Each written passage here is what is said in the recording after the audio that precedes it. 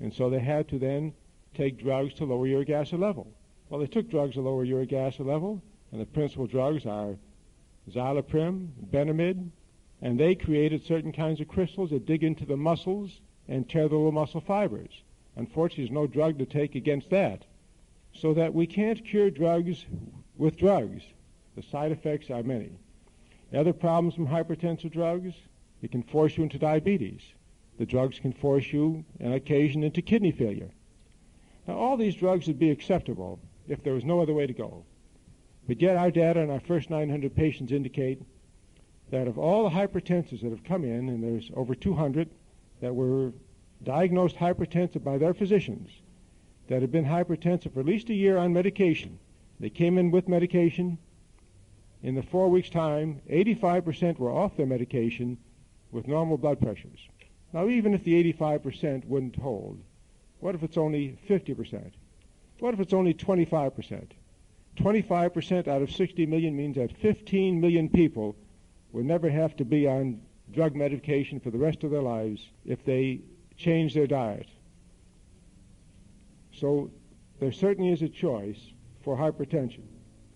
Now, one of the dreaded diseases, probably the most dreaded diseases, is cancer. And there are many kinds of cancers. There might be 75 kinds of cancers. But the principal cancers that kill us in these countries are lung cancer, which is number one, probably 70,000 people a year. But lung cancer is something that's sort of a predestined suicide. It's a form of suicide that you do voluntarily. So we don't take that too seriously. But we have colon cancer. That's about 40,000 deaths a year or so. We have breast cancer. These are the important cause of cancer. And altogether, cancer probably kills 300,000 people a year, about 16% of all deaths. It used to be thought that cancers are caused by viruses. And because of that, our government has spent, for research, probably $50 to $100 million a year for 20 years looking for the virus that causes these cancers. They've never found it. And now we're finding out that they may never find it, because we're finding the cause of these cancers seem to be foods that you eat. Colon cancer, for example, we find that in a high-fat diet, that a certain kind of bacteria grow in your large intestine. In your last 4 feet of tubing, we call it your large intestine, you have bacteria, little one-cell animals that grow. They've been there all your life. And on a high-fat diet, a certain kind grow there called anaerobic bacteria. They live without oxygen. They're nasty bacteria because when they eat your bile that comes out of your intestinal tract, they convert their excretion products to a cancer-producing substance called deoxycholic acid. They also convert it to estrogens, like female hormones.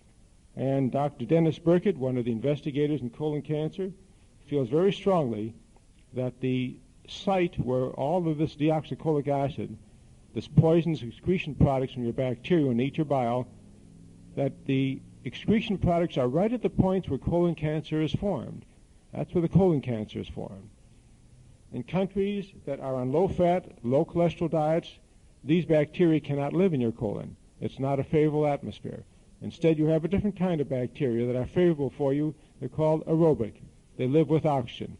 And they cannot excrete this deoxycholic acid. They can't make it from bile.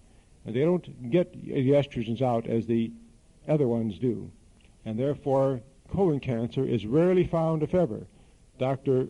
Burkitt said that in the hospitals he served in Africa, for 25 years, thousands of black people, he never saw one case of colon cancer. His first case of colon cancer came from a white man. So colon cancer turns out to be not a virus, not a pesticide, but just from your ordinary high-fat diet. And then we have lung cancer. Now, lung cancer, we realize, has to be initiated by cigarettes, or it could be initiated by asbestos powder. It could be initiated by other dust. But cigarettes are a principal cause of lung cancer.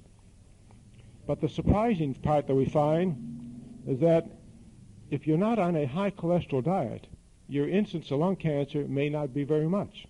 Because we find in just the last short period of time that cholesterol has something to do with lung cancer. And that's a brand new finding.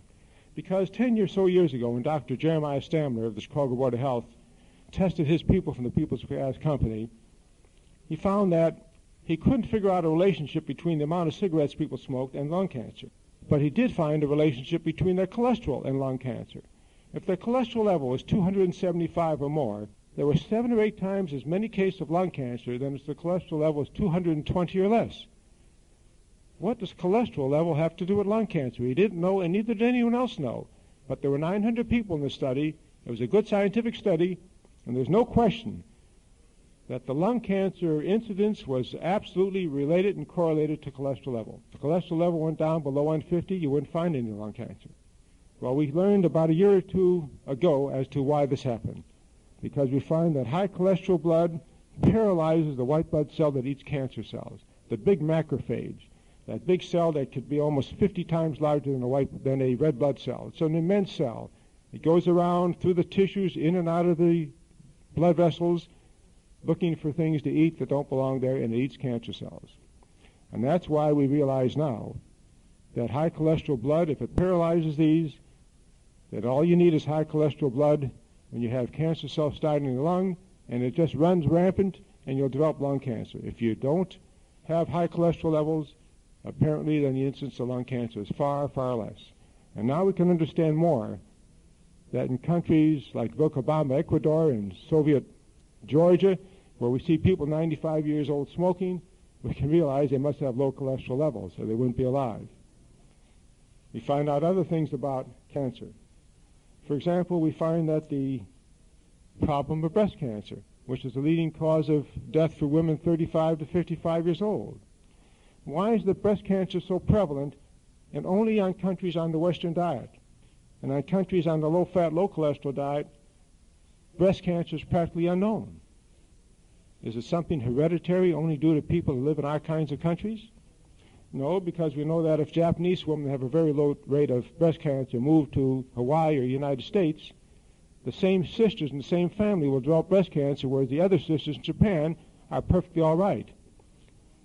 Through a long series of investigations, we seem to find a relationship between the fat in the diet and breast cancer.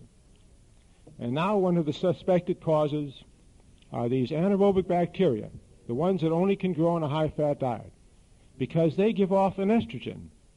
And the estrogens reabsorb back in your body. Normally we wouldn't worry about it, because so what if you reabsorb some estrogen back in your body? Let me tell you the effect of estrogens in the body that the body doesn't make. A 3.5-year-old girl used her mother's estrogen face cream, rubbed it all over her body for a couple months, and the reason they discovered she was doing it is because her breast started to grow. They took her to a physician, and he examined her and found that her uterus looked like a normal adult female menstruating uterus at 3.5 years old. And yet she absorbed just a tiny amount of estrogen, 1/20th of the minimum low amount that you normally would have to have. How about the Planned Parenthood statistics? Women taking oral contraceptives and other estrogen, if they take it for 6 months, those who started were completely cyst-free in the uterus. After 6 months, 25% of the women now have cysts in their uterus. After 2 years, 80% have cysts in the uterus from the oral contraceptives estrogens. And we know that if you have uterine cysts, there's a 260% greater incidence of breast cancer. So we certainly can see that there's an influence on the oral contraceptives in breast cancer. Women that took diethylstilbestrol for controlling miscarriages, after a period of years, we find their breast cancer rate has increased over those who did not take it. Estrogens are a problem. And how about Premarin? Premarin is the estrogen taken to keep women young forever. If you've taken Premarin for 2 years or more, you get 400% greater incidence of cancer of the uterus.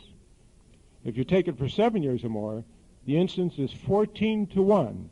1,400% more cancer of the uterus if you're taking Premarin than if you've never taken it. Estrogens stimulate the sex organs. They stimulate the uterus, the breasts, the ovaries, and that's why it's thought that estrogens are a potent force. And we know that by the age of menstruation.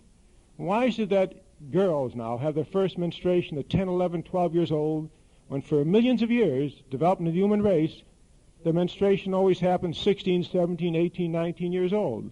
Why suddenly 10, 11 years old?